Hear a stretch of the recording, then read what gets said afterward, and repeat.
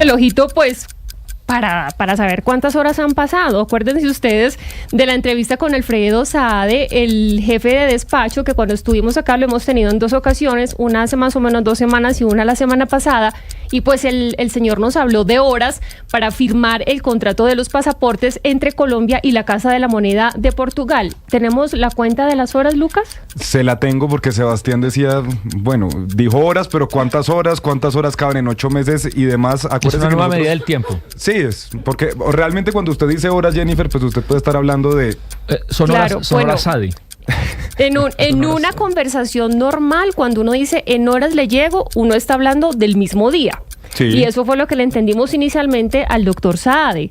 Él luego nos dijo, no, horas, pero no de hoy. Ok, vamos a ver de cuántas horas estábamos hablando. Entonces, empecemos aquí porque la primera vez que hablamos fue el 2 de julio.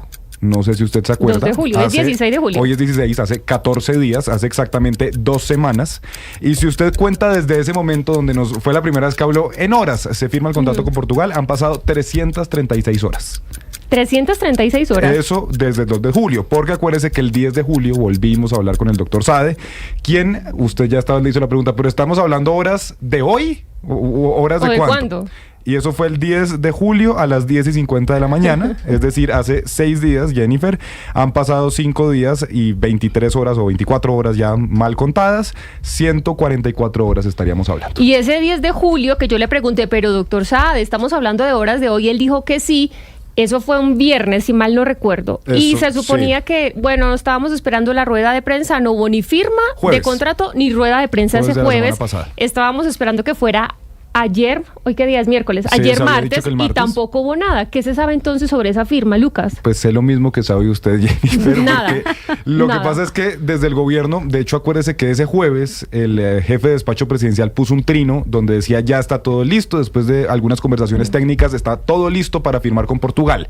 Han pasado 6 días desde ese momento y no se ha firmado. Lo que yo sí le puedo decir es que no creo que sea porque el señor Saade no haya querido firmarlo, sino que por supuesto hay muchos trámites que hay que hacer. Usted sabe que además esto es un convenio que no solamente depende de Colombia, sino que depende también de Portugal. Esto tiene que pasar por Consejo de Ministros, tiene que pasar por supuesto por las directivas de la Casa de la Moneda y la Imprenta Nacional Portuguesa. Así que lo que yo le digo es, no creo que esto dependa de que el señor Saade no haya querido firmar, sino que es que hay muchas cosas. Espera un momentico, porque el Consejo de Ministros de Portugal ya había dado la aprobación. Claro, visto bueno por allá antes de marzo. Sí, pero, o sea, es decir, acuérdese que usted tiene, el canciller Murillo firma un memorando de entendimiento. Sí. Hasta ahí, todo claro, pero como decía la canciller Sarabia, y en eso tiene razón, pues eso solamente quiere decir que Colombia y Portugal están de acuerdo en que pueden llegar a un acuerdo y en que puede, digamos, establecerse esa alianza para empezar a hacer los pasaportes. Cuando ya entonces se sientan y se ponen a hablar cómo va a funcionar este proceso, ahí es donde la cosa se empezó a enredar un poquito. Portugal pidió un poquito más de tiempo, eso finalmente llega en marzo, como usted lo dice, pero llega en marzo, digamos, el visto bueno para poder sentarse y firmar. En ese momento la canciller Sarabia sí expresa unos reparos, dice que debe haber la disponibilidad presupuestal para los 10 años, es decir, toca ver cómo va a pasar esto por los siguientes 10 años, porque es que usted acuérdese que Colombia realmente la imprenta no haría los pasaportes en un principio. Esto es un proceso que se va a desarrollar poco a poco. Ahí es clave, porque lo que va a hacer la Casa de la Moneda de Portugal con la imprenta de nosotros, la colombiana, es transferir tecnología, conocimiento, más o menos enseñarnos a hacer las cosas. En 10 años. Y cuando ya hayan pasado 10 años estaríamos nosotros en capacidad, por supuesto, de producir la totalidad de los pasaportes. Es un aprendizaje de 10 años. Es un aprendizaje de 10 años. Bueno, pero yo creo que en el Estado las cosas van con esos tiempos. El problema es que no hemos empezado a contar los 10 años. Pero, es decir, ¿les parece razonable que una entidad se demore haciendo algo 10 años? A mí me parece, o sea, 10 años... Ese es el plazo. Es lo que nosotros vamos a hacer en 10 años. Me parece que es... Sebastián, pero no piensen en los 10 años, piensen que no hemos empezado, no hemos firmado el contrato, por eso estamos poniendo el relojito. Pero no es poner un satélite en Marte, sí, yo creo que 2-3 años no será suficiente. Eso es una de las cosas que se han debatido, Sebastián, como le digo, en un momento, porque se ha hablado de que la imprenta nacional es que no está lista, y eso nos decía el señor Saade cuando hablamos, y es que la imprenta ahorita pues no tiene que tener las máquinas porque no va a empezar a hacerlo. En teoría, en el transcurso de esos 10 años, que son de debatibles, que son discutibles por supuesto, ya al final de los 10 años el conocimiento queda en Colombia, porque esa es una de las transferencias que va a haber, y habría equipos que ya quedan aquí en la imprenta nacional. Y personal también, porque tengo entendido Exacto. que faltarían más de 200 personas para poder tener toda la planta. Mal contadas, la imprenta nacional tiene 250 personas y serían necesarios al final de estos 10 años más o menos otras 200 para poder hacer los pasaportes.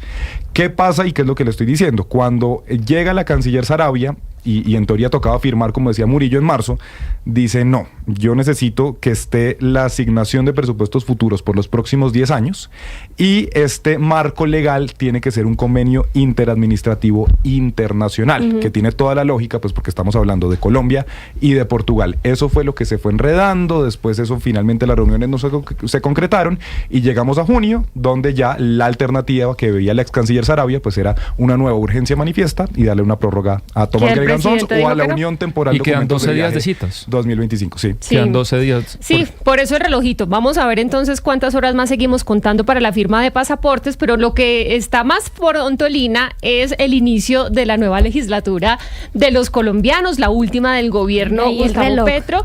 Ponemos ahí un reloj que esperemos que no, bueno, ese sí está seguro que no va a correr tanto. Y ayer usted nos traía la novela por la presidencia de la Cámara de Representantes, pues que estaba en una pugna interesante, y usted ayer nos dio un nombre, usted dijo, el ungido va a ser Julián López. Y realmente, horas después, vimos que después de una reunión de 4 horas con el presidente, el congresista salió en una fotografía con el presidente Gustavo Petro y pues ungido. Yo no sé, vamos a hablar con él, yo no sé si ya llamarle virtual presidente de la Cámara de Representantes. Pues eso dicen por ahí. Le tengo un datico adicional porque bueno, aquí damos las dos caras de la moneda siempre en la noticia, y es que hemos estado también revisando con el partido de la U, porque lo que dicen el partido de la U, como yo le contaba ayer, es que el candidato hasta esta hora, 11:30 de la mañana, es el representante, el otro vallecaucano, Jorge Tamayo, digamos el candidato oficial por el partido de la U. Ojo, Julián López igual se puede inscribir y ser candidato. Recuerden ustedes que la ley quinta no le impide a él postularse. Que no sea el candidato oficial del partido es una cosa, pero pues a él la ley quinta no le impide postularse. Lo que entiendo es que sí hay cierta como molestia, precisamente por lo que decíamos ayer de su pelea con Dilian Francisca Toro, pues que ha sido una de las altas dirigentes de esta colectividad, hoy gobernadora del Valle, y lo que me dicen es que este partido se va a reunir el sábado pues para revisar esta situación. Me dicen que el gobierno sí se ha estado moviendo, ya el gobierno, ya hay llamadas, van y vienen, y le están diciendo a los congresistas de la U que se alineen con esta candidatura de Julián López, pero lo cierto es que el partido de la U tiene a Jorge Tamayo, pero como lo dijimos acá, el guiño está dado y el guiño es del gobierno de Gustavo Petro. Ayer vimos esta foto que quienes se conectan en las plataformas ahí la están observando, Jennifer. El guiño es la foto con el presidente Gustavo Petro. Vamos a saludar a Julián López, representante por el partido de la U y candidato a la presidencia de la Cámara, el ungido por el presidente. Representante, buenos días. Hombre, muy buenos días a todas ustedes, cómo han estado, y a todos los oyentes, por supuesto. Bien, viéndola acá en la foto, muy sonriente usted con el presidente Gustavo Petro. Cuéntenos cómo le fue en esa reunión, 4 horas con el presidente, ¿de qué hablaron?